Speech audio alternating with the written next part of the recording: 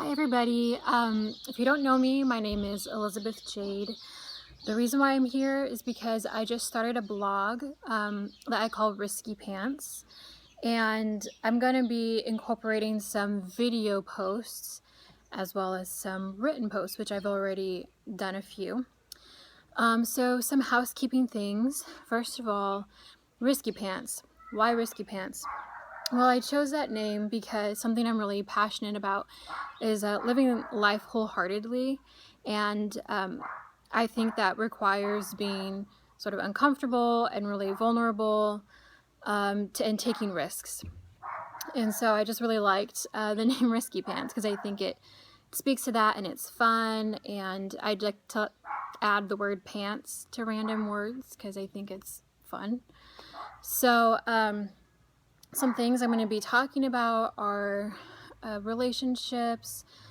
I'm really into leadership and art and creativity, really things that require some risk taking, and just talk about living life to the fullest. So, like I said before, most of my vlogs are probably going to be written, but some things I'm going to do some videos for.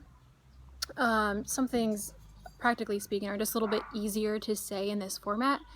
Also, I am pretty busy and I really care about the words that I put together, and sometimes it takes me so long to put together a post just because I'm overthink things and I just care almost too much probably. So I want to be consistent and post on a weekly basis at least, so videos are going to be a nice way to help me sort of keep going if I don't have time to just sit and write. In the future, I'm hoping to bring in guests and do like interview type of something, or rather like a podcast. If you're like me, you like listening to other people's conversations, and that's kind of creepy. And no, I didn't have very many friends growing up. Hopefully, I am a little bit cooler now, but I'll just love that kind of thing. So I'll be bringing in friends and people who are smarter than me who can say some interesting things about these kinds of topics. And it's not going to be really edited. It's going to be really raw. Again, I just, practically speaking, don't have time for that, but maybe in the future I will be a little bit cooler and put something more fun together. Maybe add music or something. I don't know. Okay, so this week I wanted to talk about something that I've already thought about and processed through a lot, because like I said, it just takes me a long time to process and think through things. So I wanted to talk about soulmates, which is something I have thought about quite a bit. And first of all, I want to address the fact, or the question, do soulmates exist? And I would say to that an emphatic yes, absolutely, soulmates do exist. However, there's a big but here. I don't think they exist in the way that sort of our popular culture would say that they exist.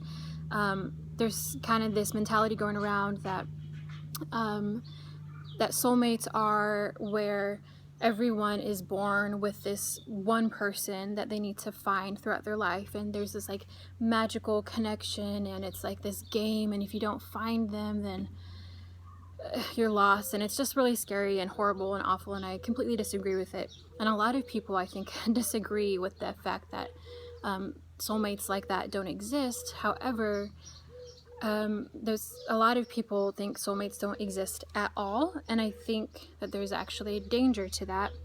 So I'm gonna address that a little bit later. But yes, soulmates do exist. And it's really hot out here. Wow. Okay.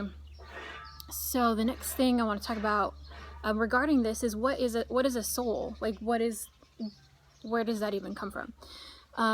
So a soul. We all, as human beings, we have a body, we have a spirit, and we have a soul.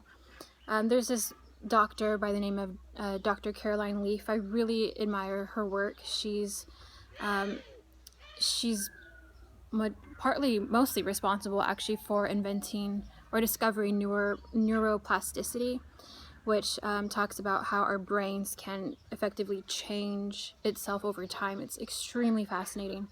It turns out she also has a faith in God, so she's just literally one of the most brilliant scientists in the world, and also has a system of faith. And she talks about this kind of thing a lot. She talks about souls, and in her work, she's discovered both scientifically, and her faith adds to it as well, that our souls basically are our minds, and our minds sort of preside over our will, and even it controls our emotions and our thoughts. Now, our mind is a little bit different from our brain, because our brain literally is a physical thing that takes up physical space, and I'm really nerdy about that kind of thing, so I won't go into it too much. But the soul is it's a little bit different. It's a little bit more meta, so to speak, than our brains are. But yeah, it affects our emotions and our minds and our thoughts, and our will as well. So a soulmate is anyone that you've made soul ties with. So literally anyone that your soul is connected to another person's soul. And that's really important. I think that's why it's important to actually acknowledge the fact that soulmates exist, and why it's dangerous to reject the fact that soulmates might actually exist. Because we can make good soul ties or bad soul ties. Essentially, we can make soul ties with anyone that's good for us, or anyone that's bad for us. So some elements to that. First of all, we're drawn to other human beings. Most people are, anyways. And so you can sort of start to make soul ties almost implicitly, where you're really drawn to someone, you're attracted to them. But ultimately, it's a choice. It's an act of your will to sort of tie your soul to someone else. And you could sort of do that without realizing that you're actually tying your soul to someone. But it is a choice that you make, and it could look like thinking about that person all the time. And we're in charge of our thoughts. And so where your mind wanders, you're actually in control of that. I know it feels like it can be out of control, and it can be a struggle, and it is a struggle, but it is a choice ultimately where your mind goes. And so like if you think about someone a lot, or if you direct a lot of your emotions towards someone, or you let someone else sort of start to dictate your emotions, then it's a good chance you've made or are starting to actually make soul ties with someone. And it's really important to recognize that, and to treat that in healthful kinds of ways. But also, what's kind of cool about it is soulmates doesn't have to be in this sort of romantic way that we tend to think about them.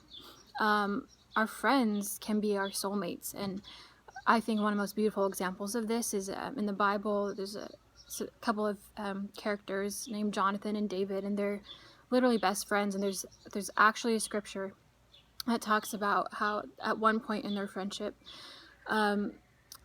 Jonathan basically turns to David, and it says that the soul of David and Jonathan were tied together, and because they loved each other as their own. And then they actually made a covenant together, which is really beautiful and really ideal. But sometimes we can make soul ties without another person actually reciprocating. So I wanted to talk about real quick about sort of the painful aspects of tying your soul to someone, and again, why it's so important to really recognize that. So like I just said, you can make soul ties with someone without them actually reciprocating, and of course that can be painful. So just be aware of that. Also, once you've made soul ties with someone, it's hard to break. And again, that's painful. And then making soul ties with the wrong person is also painful. So, it's a spider. Hold on.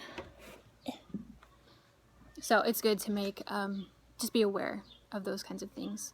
And I'm not saying to like walk around in a bubble and not get close to people or anything like that. I'm just saying create in yourself an awareness of who you are, where you're at, the kinds of people you're hanging out with, where your thoughts are going. Who do you want to be? Who do you want to sort of turn into and grow into, because who you hang out with is essentially who you're gonna become. It's good to in your relationships with others, make sure that your personal level of commitment to them and to the relationship is at a healthy level, which basically means that it actually matches where your relationship is at, and not where you want it to be in your head. So it's really easy to sort of go off in our minds and say, yeah, oh, I'm definitely at this level of relationship with this person just because you want to be. But just be real with yourself and say, well, you know, I really want to be closer friends with this person, really want to get to know this person. So actually take the steps to do that, and don't just keep it in your mind, because then even though they might be a good person to get to know and maybe eventually make soul ties with, creating those soul ties in unhealthy ways is just as bad as creating soul ties with the wrong person. So let your soul ties, who you create soul ties, who you let be your life soulmates, let those things be determined by your character, where you're at in life, by their character, and by also their commitment to you. Again, it's ideal for the commitment from both people to be equal. So if you've already made soul ties with people who just aren't healthy for you and you deserve more or whatever, know that you can repent and just break it off and get healing. That's okay. God is in the business of restoring everything. He restores everything. And get support from people who are actually trustworthy. Yeah, there's always someone who can be willing to be there for you and help you through that healing process. And then lastly, I just want to say, if you don't have anyone that you can say, yeah, I feel connected to them, or I feel like they're my soulmate, or I want them to be my soulmate, ask yourself a couple of questions. Like why? Why don't you have any soul ties, or why don't you see yourself being able to make soul ties with people? Is it because maybe you're closed off and you need some healing? Because it's good to make connections with people who are trustworthy, again, who deserve to receive your soul ties. Not everyone deserves that. Or maybe you feel like there's just no one in your life that is good enough or trustworthy enough for you to make those kinds of soul ties with or connections with, and that's okay. And I'd say to all of that, just be prayerful about it. Ask God to bring those people. I have been doing that, and He has provided. God really provides our needs in every area, and He cares so much about this. So just to sort of recap, soul ties are any soulmates, or anyone that you make soul ties with, which is anyone that you have literally connected your soul to, and that can be good or it can be bad, and there are different reasons why it would be good and why it would be bad. Soul ties can be in a romantic relationship or even just friendship, and friendships are so important. I don't want to overlook the friendship aspect of soulmates, and you can have more than one, but be picky about who your soulmates are. Not everyone is going to be your best friend, or not all of your best friends are going to be your soulmate or worthy of tying your soul to. In fact, even just having one soulmate in life, I think, is just this crazy beautiful gift, because relationships are important and they're hard. Just be open in your relationships, communicate.